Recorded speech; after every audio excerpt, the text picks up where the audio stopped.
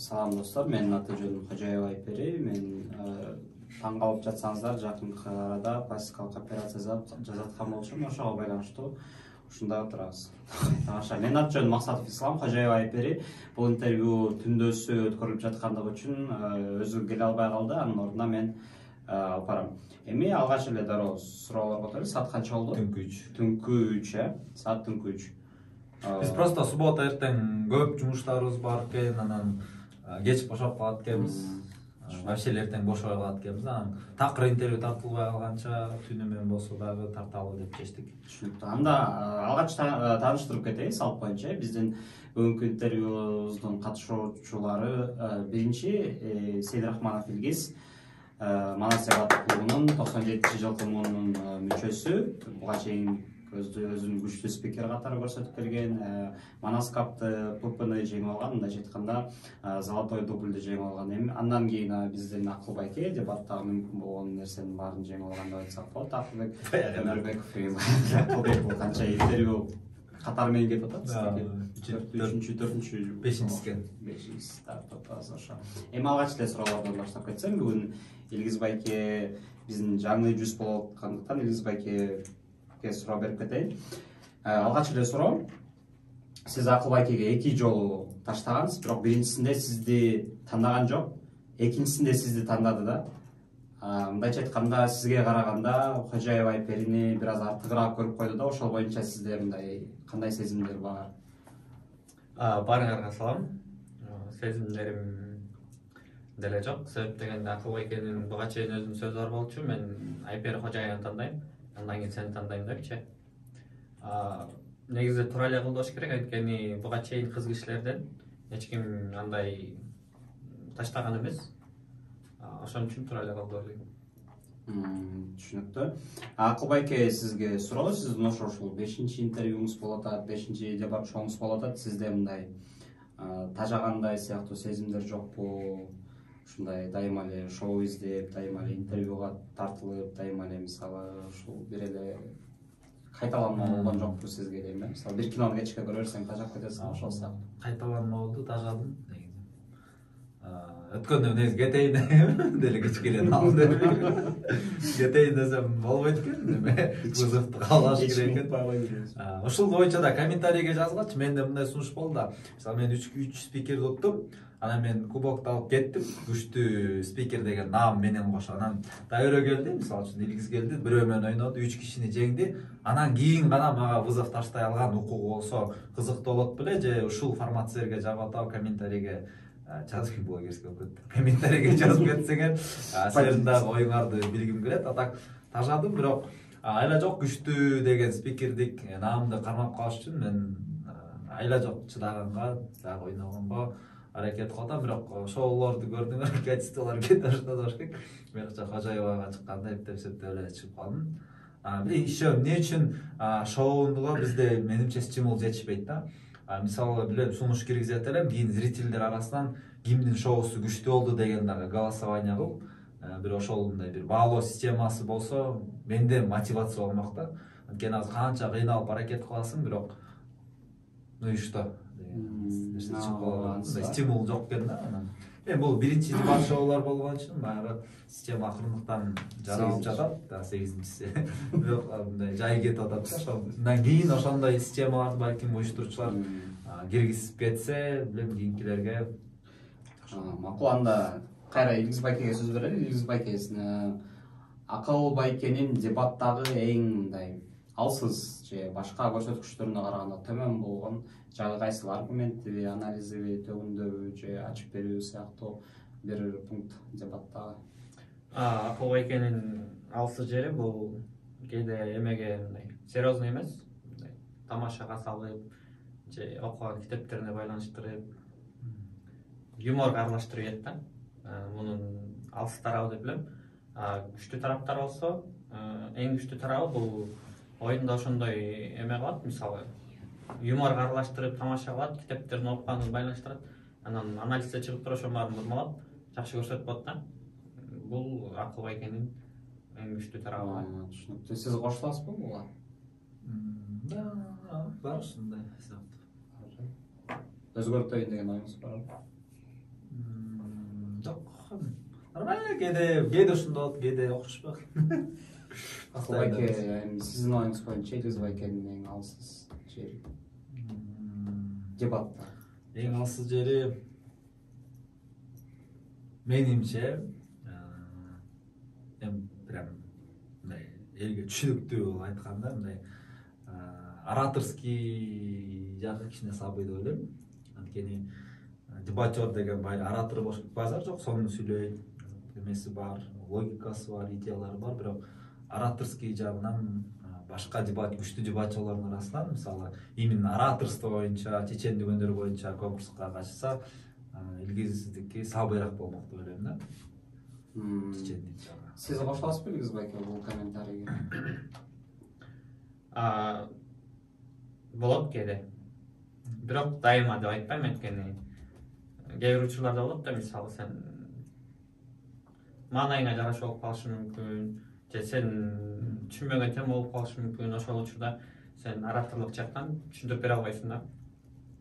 Кээде болуп турат. Балким азыр кайра Акылбайке систем баштайлы. Сизге Илгиз Байке менен Арет Байке вызов таштады да. Ачкыңды көрүп жүрөсүң. Эмне үчүн Арет Байке эмес, Илгиз Байке? Илгиз Байке эмнеге Арет Байке эмес? Эмне үчүн Арет эмес? Анткени өткөндө көлүп барып келдик. Көлүп барып келгенде Илгиз кечке сайгылап келди. Эмнеге сиз сөзүңүзгө турбай койдуңуз? Сиз биринчи кожоюн менен ойноп туруп, мен менен ойнойт болуп, сиз бек турганды тандадыңыз, сөзүңүзгө турбай койдуңуз деп аябай сайгылап келди. Ошол айла жок Илгизди алыш керек болуп калды. Бирок Илгиздин дагы мындай айткан сөздөрү жакшы вызовдор болду. Ареттики деле жакшы болду, мындай интересный, жакшы болду. Жомарттык болсо тоже мотив жакшы, мындай реванш депчи, реванш алсаңыз болот, типа экинчи жолу уткандан коркпой эле деген сыяктуу. Тоже мындай челлендждик нерсеси бар. Эми Илгиз менен ойноп көрөрсөк, буюрса кийинки соперникти да көрөбүз вызов таштарында. Сиз көлдөн эле сайгылап келдиңизби? Негизи Акылбайкенин өз сөзү бар болчу, сен менен ойнойм дегенчи. Мен вызов таштадым ага. Бирок Акылбайке ушул жактан аябай алсыздыгын көрсөттү. Дагы бир алсыздыгы да. Как обычно. Айткандан кылыш керек да. Демек, бир нерсеге ишенсе болот, азыр Акылбайке айтып атпайбы, кийинки эмелерде балким ким эме менен Жомарт Байке менен же Арет Байке менен ойнойм депчи. Бирок бул сөз айткан нерсе ишке ашпай калышы мүмкүн да. Түшүнүктүү. Эгер сиз утуп алсаңыз дебат шоудан Акылбайкеничи, кимдин чакырыгын кабыл аласыз эгер бардыгы таштаса? Мен ким азыр дебатта жүргөн адамдардан Арет Байкенин вызовун кабыл алмакмын. Себеп? Өзгөчө эле себеп жок, себеп дегенде Арет Байке дайыма эме кылып жүрөт го, аракет кылып, жеңгеңе аракет кылып түшүнтөт го. Именно ким Арет Байке менен мен бетме бет ойной элекмин, жалгыз өзү менен бир беттеш көргүм келет да. Кимге каршы чыгууну каалабайт элеңиз? Кимге каршы чыгууну? Каршы чыгууну каалабаган деле адамдар жок. Эгер вызов таштап, жакшы вызов таштаса кабыл алам да. Түшүнүктүү. Илгиз Байке, сизге кайра эле суроо. Шоу боюнча шоуларыңыз кандай болгон тат? Жаңы нерсе күтө алабызбы? Буга чейин мисалы видео деле болгон, рэп деле болгон, бий болгон.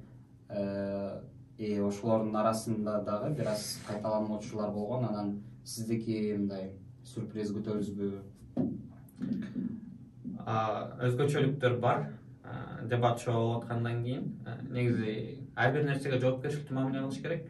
Себеп дегенде коомчулук ошону күтөт да, шоуну күтөт да, кандай шоу кылат болду экен депчи. Анан ошого жараша мисалы татыктуу мындай баягы эле дебат шоуда эмес, сен ошого мындай татыктуу экенин көрсөтүшүң керек да. Буюрса өзгөчөлүктөр бар. Ошол күнү көрсөңөр аябай кызыктуу болот, жагат деген чечтем. Шоуга даярдануучуна мисалы сиз WhatsApp'тан группа ачтыңыз да, же мындай эле чогултуп алдыңызбы?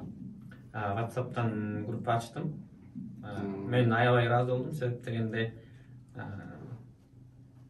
эми адамдар келип жардам берели, чогуу кылалы деп мен ар бир мага жардам берип аткан адамдарга өзгөчө ыраазычылыгым бар. Ар бириңер мен үчүн аябай бийиксиңер, сонун адамсыңар, жүрөгүмдүн түпкүрүндө жашайсыңар. Жакшы. Группага сизге башында жардам берем деп кирип, кайра шартка байланыштуу чыгып кеткендерге кандай карайсыз?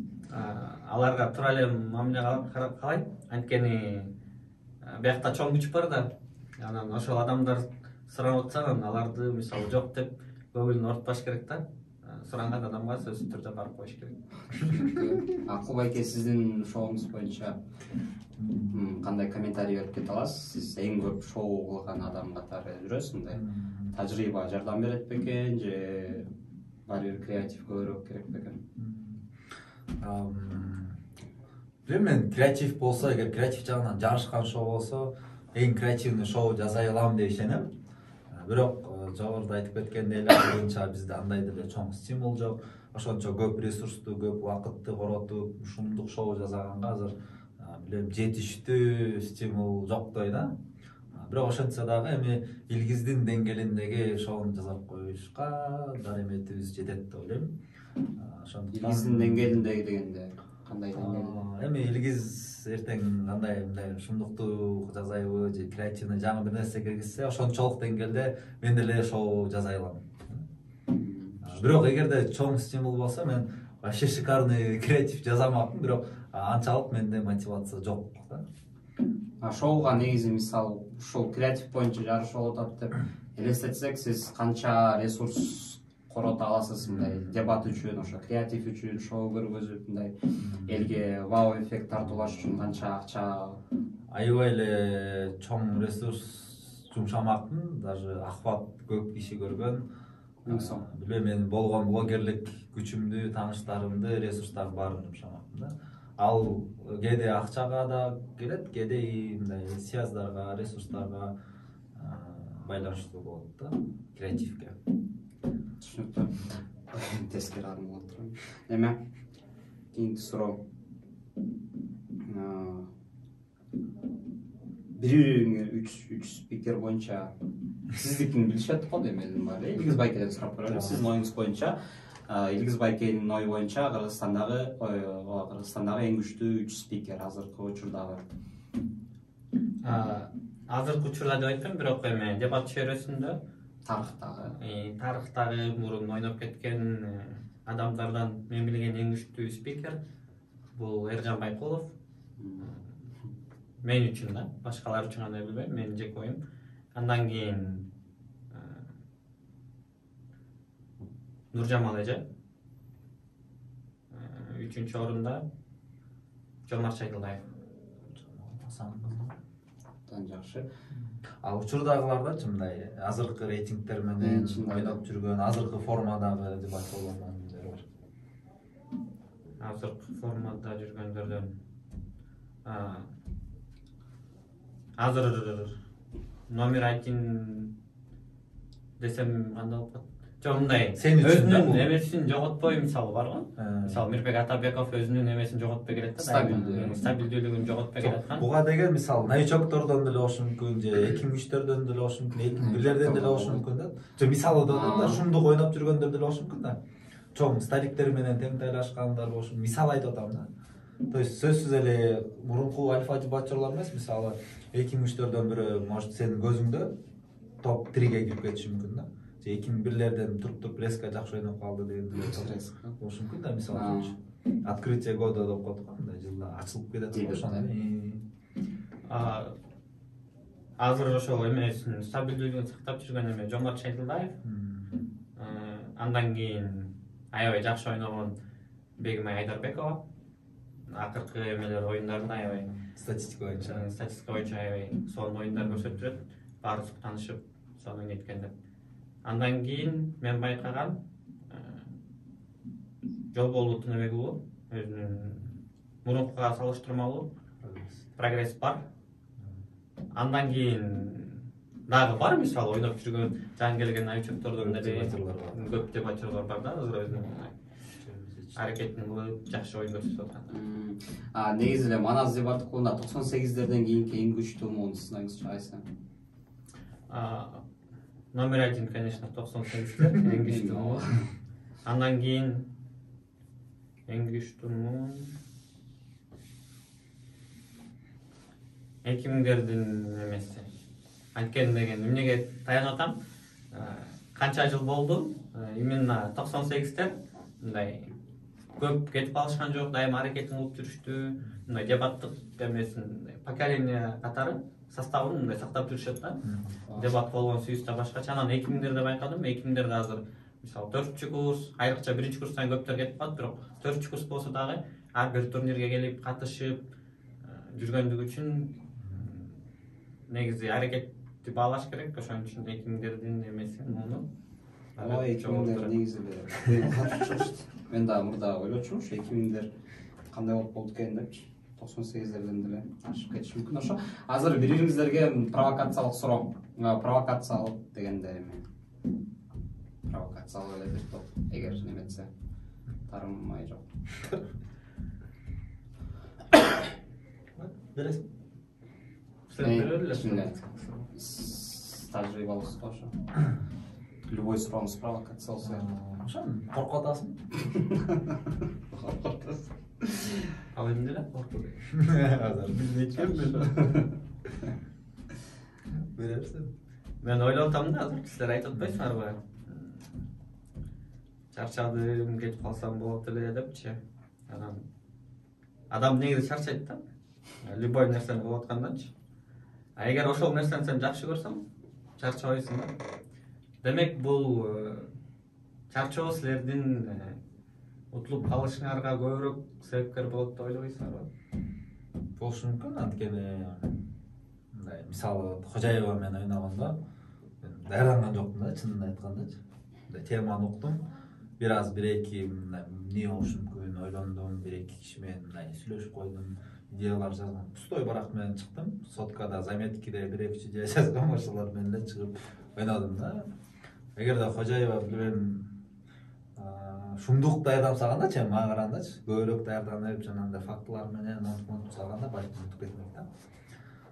Мен дагы ошого мындай вроде бы психологический кичине даяр элем да, анткени мен мындай өзүмдүн навыктарым менен ойнойм, бирок даярданбайм деген да. Ал дагы өзүнүн навыктары менен ойноп койт да. Эгерде ал информативный жагын күчтөп, идеяларын аябай күчтөп, бир тактика түзүп келгенде утуп кетмек деп ойлойм да. Сенде деле ошондой шанс бар. Бардыгы сен өзүң колуңда. Мында деле мен почти ушундай эле настрой менен келип атам. Ошо оюн көргөзөт го.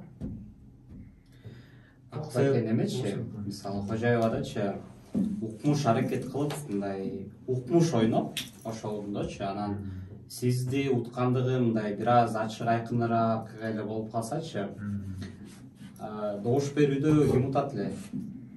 Ушул добуш берүүдө мен мындай көрүүчүлөрдүн баарын чакырат элем да, мындай кайсы клуббу вообще бул дебат шоуду маанисиз да, аралаштырбаш керек. Биякта биз спикерлердин арасындагы батыл да, мындайча айткандачы. Кандай идея ойноду, оюнду көрүш керек, оюнду көрүп, анализдеп, ким жакшы мындай ишендире алды, ошону карап туруп баалап бериш керек да. Мисалы мен Манастан болуп туруп деле Кожаевага баары берип салса деле, мисалы мен тарынбашым керек да, же Илгиз деле тарынбаш керек, же Кожаевадагылар чыгыштын баары мага берип салса тарынбаш керек. Анткени биякта клубтун биякта маанисиз жок, биякта дебат шоудо тигил клуб жеңди, бул клуб жеңди делбейт. Бул жакта Акылбек Өмүрбеков жеңди же Илгиз жеңди дейт. Ал кайсы клубтан келди, эч ким башын оорутпайт да. Ошондой нерсеге мен жалпы дебат коомчулугун чакырат элем. Эртеңки оюнда деле мени менен аябай жакшы тааныш болуп, сүйлөшүп, дос болуп жүрүп, бирок мен оюнумда силерди разочарование кылсам, оюнум боюнча Илгиз жеңип кетсе, Илгизге бере бергиле да. Мен тарынбайм. Анткени өзүңдү уяласың да, мисалы үчүн оюндачы.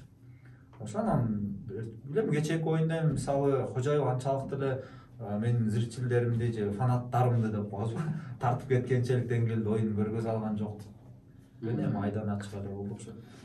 Түшүнүктүү. Неме Илгиз байке, сиз ЛД боюнча буга чейин кандай тажрыйбаңыз бар ЛД боюнча?